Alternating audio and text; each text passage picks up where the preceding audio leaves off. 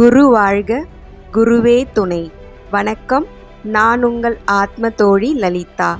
கடவுள் எங்கிருக்கிறார்? அவர் எப்படி இருக்கின்றார்? அவர் இருக்கிறார் என்பதை நாம் எப்படி தெரிந்து கொள்வது? பொதுவாக நாம் கடவுளை நேரில் நம் கண்களால் பார்க்க நினைக்கின்றோம், ஆசைப்படுகின்றோம். அவர் மனித உருவத்தில்தான் இருக்க வேண்டும் அல்லது தெய்வீக வடிவத்தில் இருக்க வேண்டும் என்பது நம்முடைய விருப்பமாக இருக்கின்றது. ஆனால் நமக்கு இருப்பது வெறும் ஊனக்கண்தான், ஞானக்கண் இல்லை. எனவே கடவுளை நம்முடைய இந்த 2 கண்களால் பார்க்க முடியாது. ஆனால் அவர் நம்முடன் எப்பொழுதும் இருந்து கொண்டேதான் இருக்கின்றார். அவரை எப்படி பார்ப்பது?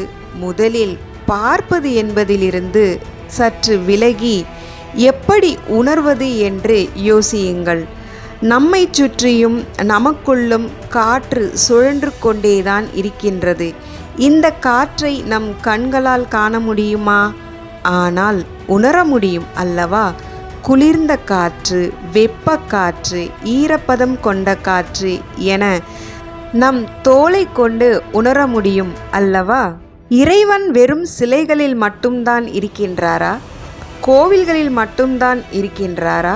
சற்று யோசியுங்கள் அன்பர்களே. இவைகள் எல்லாம் வணங்கக்கூடிய இடமே தவிர இவர் வாழும் இடம் அல்ல. இறைவன் எல்லா உயிர்களிலும் இருக்கின்றார், எங்கும் இருக்கின்றார். அவர் இல்லாத இடமே இல்லை. அகத்திலும் புறத்திலும், அகப்புறத்திலும் புறப்புறத்திலும் என்று எல்லா இடங்களிலுமே அவர்தான் இருக்கின்றார். இறைவன் நம் கண்களுக்கு புலப்படாத மாபெரும் சக்தி. அவருக்கு உருவம் கொடுத்து பார்க்க நினைப்பதை விட அவரின் அருவத்தை உணரப் பழகுங்கள். இறைவன் ஒளியாக, ஒளியாக, அதிர்வுகளாக, பேரமைதியாக, பேரானந்தமாக, பேரன்பாக, பேரறிவாக, பேராற்றலாக எங்கும் நிறைந்திருக்கின்றார். அவர் இயற்கையோடு இயற்கையாக பின்னி பிணைந்திருக்கின்றார்.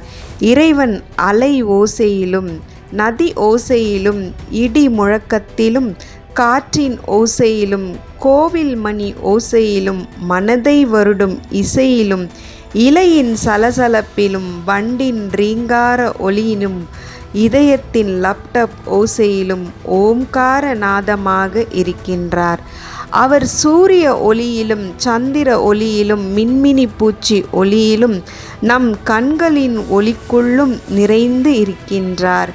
இந்த பிரபஞ்சம் முழுவதும் ஒரு பேர் அமைதியான, ஆனந்தமான அதிர்வுகளை ஏற்படுத்தி கொண்டே ஒவ்வொரு உயிர்களின் இயக்கத்தையும் நடத்தி கொண்டே இருக்கின்றார்.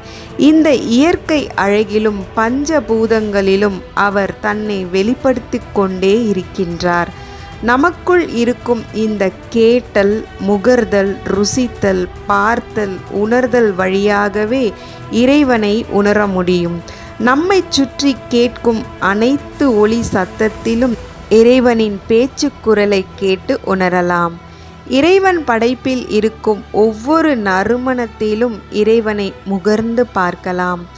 நம்மை சூழ்ந்து இருக்கும் இந்த சூரிய ஒளியின் ஒளியிலும் மலைகள், காடுகள், பூக்கள், காய்கள், கனிகள், பறவைகள், மிருகங்கள், மனிதர்கள், மகான்களிலும் இறைவனின் உருவத்தை உணர்ந்து பார்க்கலாம்.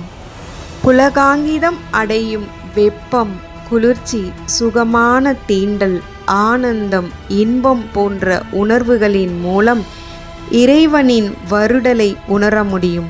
அதையும் தாண்டி கடவுள்,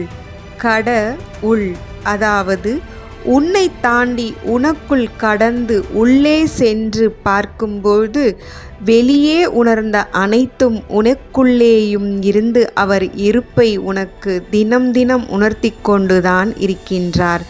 நாம் வாழும் வாழ்க்கையில் ஒவ்வொரு நாளும் இறைவனின் இருப்பை இப்படி இயற்கையின் வழியாகவும் பஞ்சபூதங்கள் வழியாகவும் உணர்ந்து வாழ்ந்தோம் என்றால் இறைவனின் படைப்பில் நாம் அனைவரும் சரிசமம் என்பது புரியும். அவரிடம் உயர்வு தாழ்வு இல்லை. எல்லா உயிரும் அவருக்கு முக்கியம்.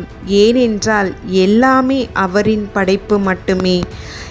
இறைவனை நாம் ஒவ்வொரு தருணமும் உணர்ந்து பார்க்க ஆரம்பிக்கும் பொழுது அவர் நம் வாழ்க்கையை எப்படி சிறப்பாக்குகின்றார், நம்மை எப்படி பாதுகாக்கின்றார், எப்படி வழிகாட்டுகின்றார், எப்படியெல்லாம் நமக்கு உதவி புரிகின்றார் என்பது தெரியும். நம் கண்களுக்கு புலப்படாமல் நம்முடனே இருந்து கொண்டிருக்கும் நம் இறைவனை நன்றி உணர்வுடன் நெருங்கி பழகுங்கள். உங்கள் வாழ்க்கை ஒளிமயமாகும், எதிர்காலம் சிறப்பாக அமையும். நினைப்பவைகள் அனைத்தும் நினைத்த மாத்திரத்திலேயே நிறைவேற்றப்படும். நாமும் மகிழ்ச்சியாக இருப்போம், மற்றவர்களின் மகிழ்ச்சிக்கும் காரணமாக இருப்போம். வாழ்க வளமுடன். நன்றி, வணக்கம்.